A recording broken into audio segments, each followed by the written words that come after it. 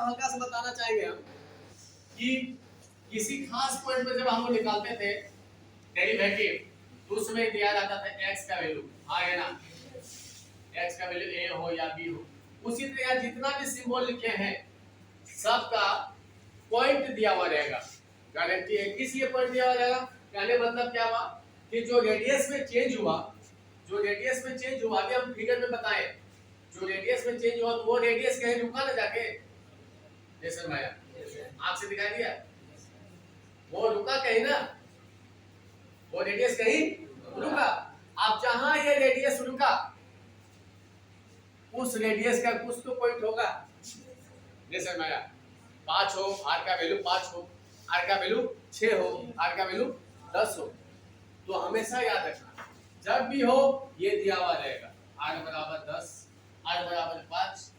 तो सबसे पहले dr/dt हम लोग निकालेंगे, उसके बाद जो आएगा तब पॉइंट हम लोग बाद में उसी में r के स्थान में क्या पुट कर देंगे, जो पॉइंट दिया हुआ रहेगा। उसी तरह area with respect to radius, तो रेडियस कहीं जाके रुकेगा नहीं यार, नहीं चलते जाएगा, तो जहां रुकेगा वहां r का वैल्यू होगा, फिक्स वैल्यू आएगा ना। तो प्रत्येक सवाल में ये रहेगा, हमेशा याद रखना, हमेशा पॉइंट दिया हुआ रहेगा। यानी सवाल यदि इसमें जोड़ना चाहेंगे तो हम बोल सकते हैं कि find the radius, sorry find the area at r बराबर 10। यानी जब रेडियस 10 हो जाए, जब रेडियस 10 हो जाए तब उसका एरिया क्या होगा। ये पॉइंट हमेशा दिया हुआ रहेगा, ये ध्यान में रखना है। तो इस पॉइंट के बारे में हम लोग ये सोचेंगे, पहले हम लोग किसके बारे में सोचेंगे, पहले dA बटा dr के बारे में, या dV बटा dt के बारे में, या dr बाय dt। सबसे पहले ये निकालेंगे, निकालने के बाद जो पॉइंट दिया हुआ रहेगा उस पॉइंट को उसमें पुट कर देंगे, तो मेरा जो सवाल है वो पूरा बन जाएगा। अब थोड़ा सा बात करते हैं यूनिट के बारे में। यूनिट जो टूलर डायमेंशन पढ़ चुका है फिजिक्स में, अब इसका यूनिट क्या होगा, कौन बताएगा? dr/dt का यूनिट क्या होगा, इसका यूनिट क्या होगा? जैसे मैंने बोला यूनिट मैंने पूछ लिया तुम लोग, अरे रेडियस है तो रेडियस का मीटर होगा, सेंटीमीटर होगा, किलोमीटर होगा। तो सबसे छोटा लिया जाता है हमेशा, क्या लिया जाता है? छोटा। यानी छोटा हम लोग लेते हैं तो क्या बनेगा? cm, सेंटीमीटर पर लिखा जाता है ना, क्या है? सेकेंड, आएगा ना। तो ये तुमको बहुत हेल्प करेगा सवाल बनाने में। कभी कभी ये तुमको दिया हुआ नहीं रहेगा, सुन लो, कि चेंज किसके रिस्पेक्ट में हो रहा है, चेंज किसके रिस्पेक्ट में हो रहा है सवाल में दिया हुआ नहीं रहेगा। तो हम लोग कैसे समझ जाएंगे? यूनिट से। कैसे समझ जाएंगे? यूनिट से। क्लियर? अब यहाँ dA बटा dr, इसका कौन बताएगा यूनिट?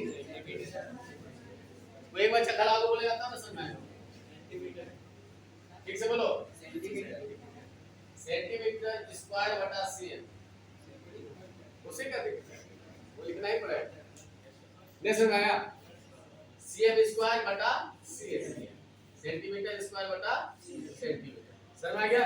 ताकि एरिया का सेंटीमीटर स्क्वायर और रेडियस का सेंटीमीटर। क्लियर? उसी तरह हम लोग बात कर रहे हैं dV बटा dt का क्या होगा यूनिट? हाँ, cm क्यूब बाय सेकेंड। तो समझ आ गया?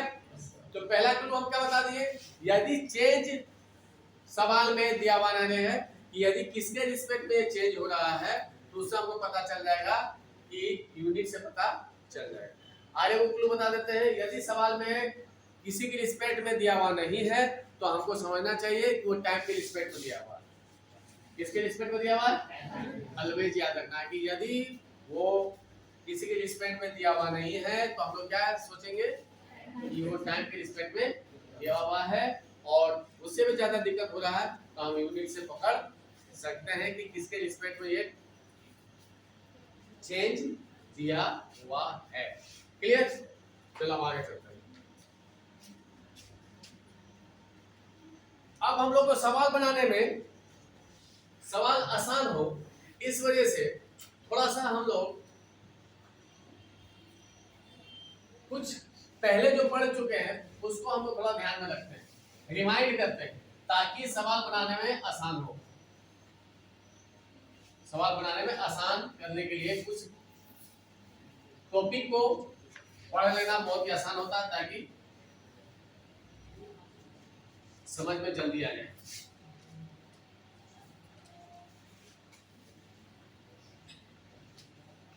अब आगे हम लोग लिखाते हैं सम डिनोटेड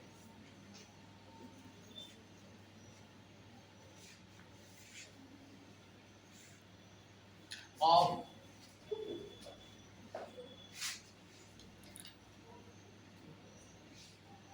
नेम्स।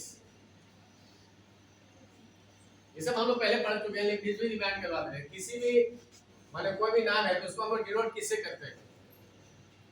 सबसे पहले हम लोग आते हैं एरिया। एरिया को डिनोट कैसे करते हैं? ऐसे ऑलवेज याद रखना। उसके बाद आते हैं रेडियस। रेडियस को स्मॉल आर, कभी कभी कैपिटल आर को भी प्रयोग कर सकते हैं। पेरीमीटर,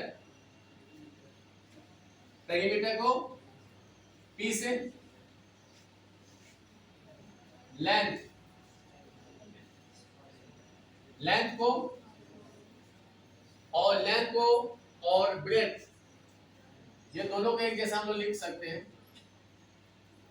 एल का भी प्रयोग कर सकते हैं, बी का भी प्रयोग कर सकते हैं, या एक्स वाई का भी कभी कभी प्रयोग कर सकते हैं। सवाल बनाने में ये सब काम आएगा, याद रखना। ठीक है। Height,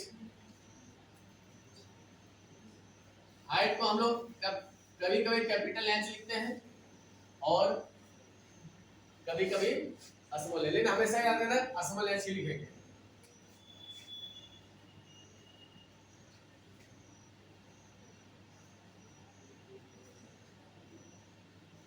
salient, height, salient height मालूम है सबको? इसको हिंदी से क्या बोलते हैं? त्रियक लंबाई, जो कोण में होता है, शंकु में, है ना? इसको हम लोग किससे लिखेंगे? एल से लिखते हैं। किससे लिखते हैं? एल से, सेलेंट हाइट। और एक लैटिट्यूड होता है, लैटिट्यूड, लैटिट्यूड, लैटिट्यूड का मतलब ये होता है चौड़ाई, याद रखना ना। और इसके बदले में हम लोग कभी कभी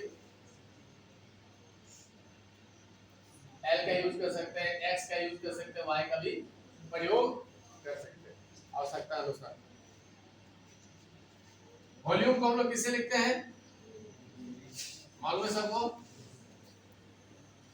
सरफेस एरिया को किसे लिखते हैं?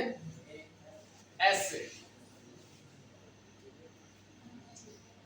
इतना काफी है, किससे रिलेटेड? इतना ही से रिलेटेड सवाल रहेगा, इतने सिंबल का प्रयोग होगा सवाल बनाने में। इस वजह से तुम लोग रिमाइंड करवा दिए ताकि वहां कंफ्यूजन ना हो।